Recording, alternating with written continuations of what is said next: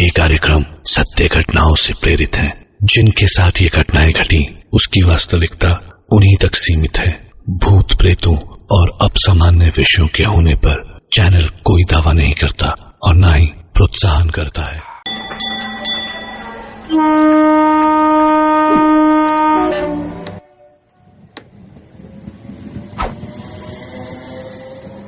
अक्षत train में अपनी birth पर पहुंचा और बेडरोल से चादर निकाल के बिछाने गया तो किनारे रखे कंबल को हटाते ही एक खूबसूरत सी घड़ी उसको मिली। उसने घड़ी तुरंत ही पहन ली। बड़े मजे से उसने अपने बिस्तर को लगाया और फिर सो गया। अक्षत वैसे तो बड़ी गहरी नींद में सोने का आदी था, लेकिन फिलहाल ट्रेन में कुछ खास नींद उसे आ नहीं रही थी। करवटें बदलता हुआ आधी नींद में ही काफी देर तक रहा और उसके बाद एक स्टेशन पर ट्रेन रुकी तो सोचा कि उतरकर पानी खरीद ले। घड़ी में उसने टाइम देखा तो उस वक्त रात के 2 बजे थे। अक्षत उतरा और फैलकर एक अंगड़ाई भर ली थी।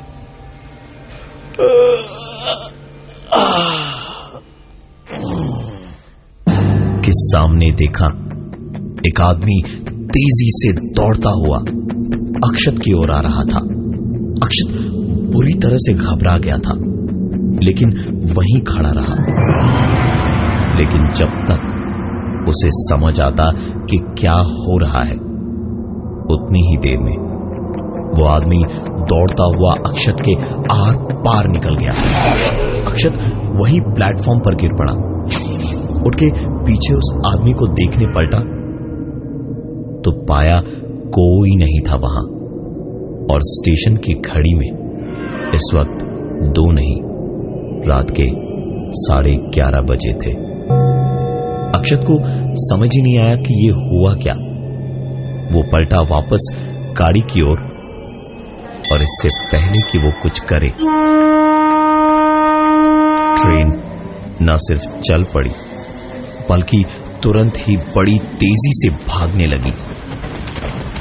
पानी भूलकर अक्षत ट्रेन के पीछे दौड़ा तो जरूर, लेकिन उसका दिन आज कुछ ज्यादा ही खराब था। हर 2 कदम बाद कभी उसे कोई धक्का मारता तो कभी कोई उसको लंगड़ी लगाकर गिरा देता। ट्रेन छूट रही थी और अक्षत कुछ भी नहीं कर पा रहा था। तभी उसका दिमाग चला और उसने सामने वाले डब्बे में छलांग मार दी। अंदर दरवाजे पर खड़ा होके हांफता हुआ सांस ले रहा था और ऊपर वाले का शुक्र मना रहा था अक्षत। तब चौंक पड़ा जब उसकी उस भागती छूटती ट्रेन के दरवाजे पे खड़े खड़े ही उसने देखा कि ट्रेन तो अभी भी प्लेटफॉर्म पे ही खड़ी थी।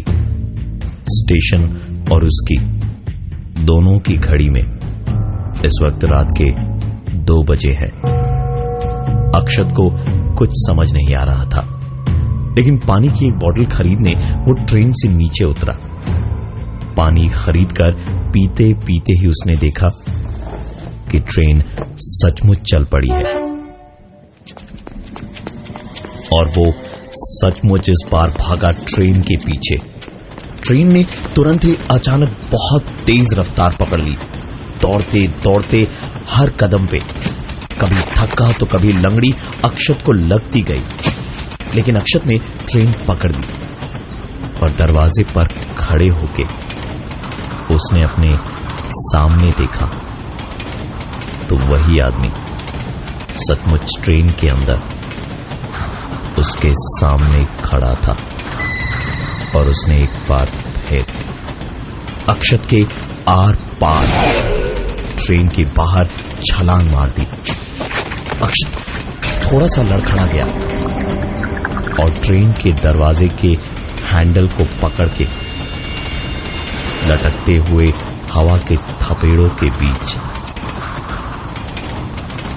जब उसने आंख खोली तो नजर सीधी हाथ की घड़ी की ओर गई, जिसमें इस वक्त रात के 11:30 बजे थे।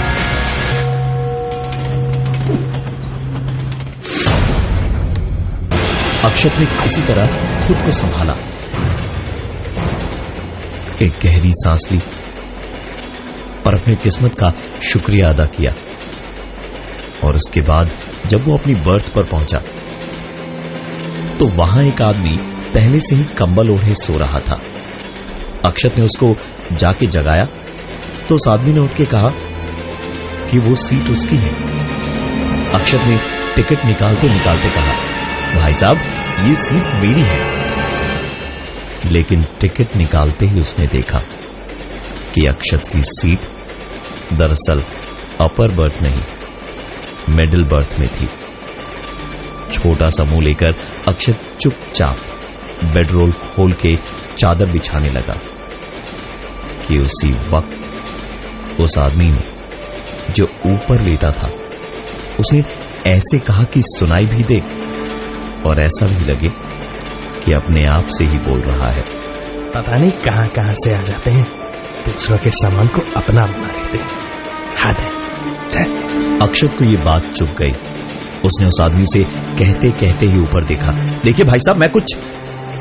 लेकिन बीच में ही उसकी बात उसे काट देनी पड़ी, क्योंकि जब ऊपर देखा तो वो आदमी वहां नहीं था।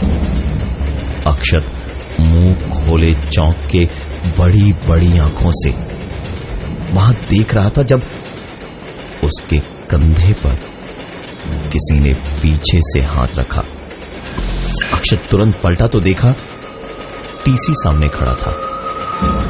टीसी ने उससे टिकट मांगा। अक्षत ने टिकट उसको निकाल कर दी और वापस चादर बिछाने लगा तो टीसी ने थोड़े गुस्से से उससे कहा कि भाई साहब आपकी मिडिल बर्थ नहीं है, आपकी बर्थ ऊपर है। सुनकर अक्षत ने कहा कि नहीं, उसकी मिडिल बर्थ ही है, ऊपर की बर्थ तो किसी और की है। टीसी ने अपने हाथ में टिकट लेकर अक्षत की आंखों के 6 इंच पास ले जाके टिकट दिखाया और उनसे कहा, भाई साहब ये आप ही का टिकट है, अपनी टिकट लीजिए और चुपचाप ऊपर के बर्थ पर ले जाइए। टीसी इतना सब कह के वहां से चला गया और अक्षत कंबल ओढ़ के मुंह उसी के अंदर छुपाए हुए लेट गया। नींद उससे कोसों दूर थी।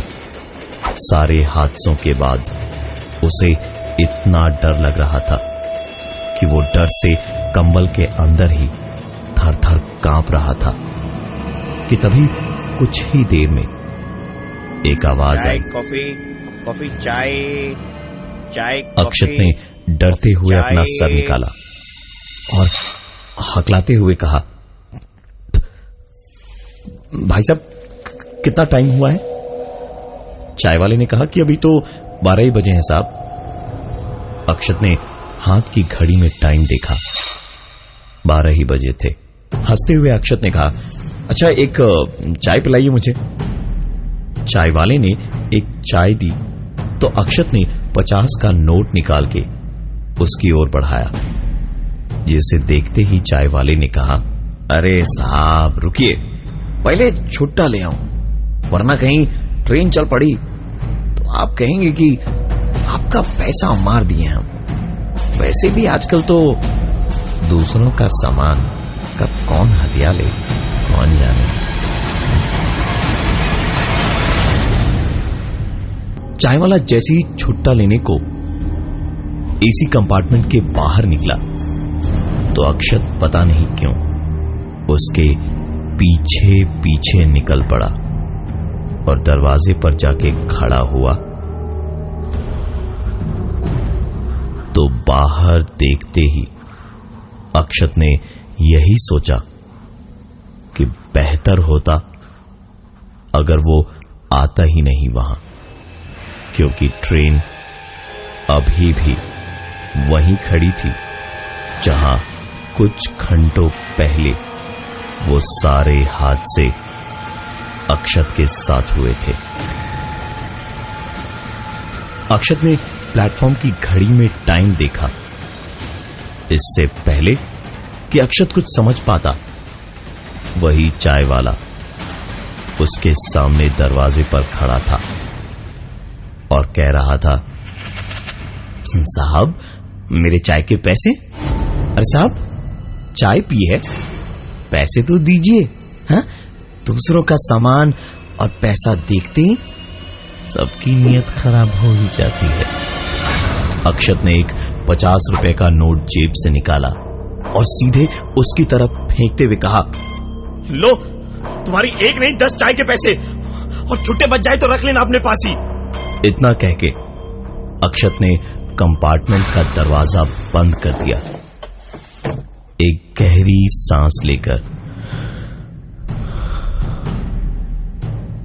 बस पलटा भर था कि उसके सामने उसने देखा टॉयलेट वाली जगह से वही चाय वाला मुस्कुराता हुआ हाथ में कुछ रुपए लिए खड़ा था और कह रहा था,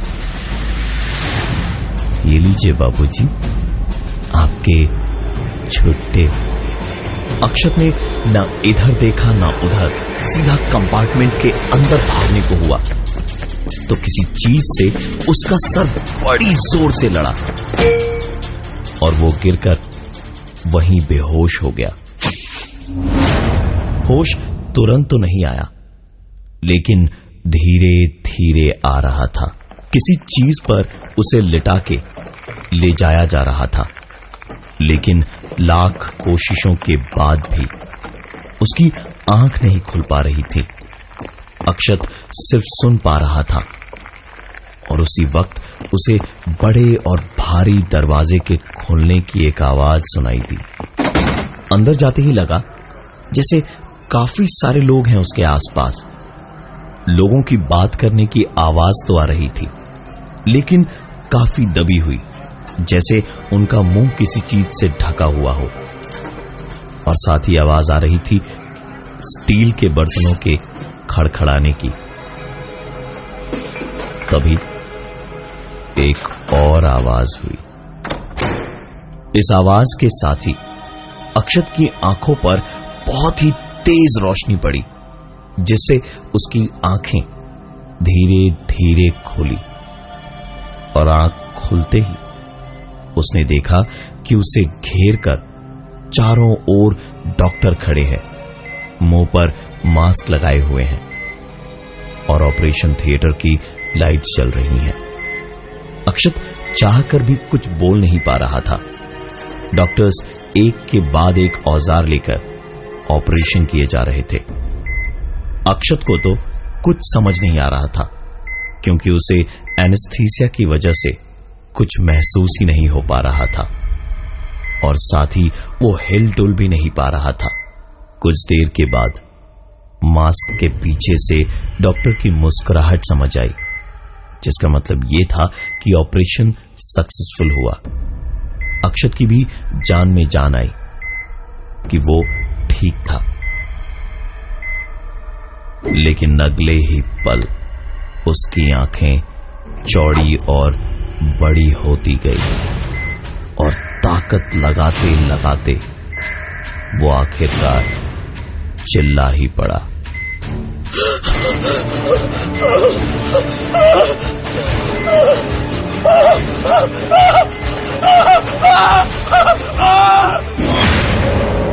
अक्षत ने देखा कि उसका बायां हाथ कोहनी के थोड़े नीचे से काट दिया गया था और एक ट्रे पे किसी शो पीस की तरह रखा हुआ था और उसके बाएं हाथ की कलाई में थी वही घड़ी। अक्षत बस बुरी तरह रोते रोते इतना ही कह पाया, क्यों क्यों? डॉक्टर ने मास्क पहने पहने ही बोला, अब दूसरों की चीजों को ऐसे ही अपना बनाने वालों को यही सजा मिला करेगी। वैसे आपने बिल तो ट्रेन में ही दे दिया था, ये लीजिए आपके छुट्टे पैसे। इतना कहके उस डॉक्टर ने अपना मास्क उतारना शुरू किया और ईसीजी की आवाज तेज होती जा रही थी। पूरा मास्क उतरा तो देखा ये तो वही चाय वाला था और अक्षत चीखता जा रहा था, चीखता जा रहा था, चीखता जा रहा था कि तभी अक्षत की आंख खुली तो उसने देखा कि वो ट्रेन के अंदर ही था।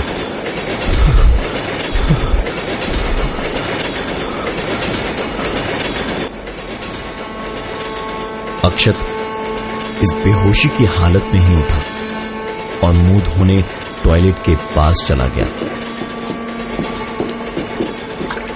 मुंह धोकर कुछ देर वो दरवाजे पर खड़े रहकर ताजी हवा खाने की कोशिश कर रहा था। अक्षत को दूर से आता हुआ एक प्लेटफॉर्म दिखाई दे रहा था। वो वहीं खड़ा ही था कि ट्रेन की किसी ने चेन खींची और ट्रेन ऐसी तेज आवाज करते हुए रुकी जैसे कोई चलती हुई गाड़ी रुकती है।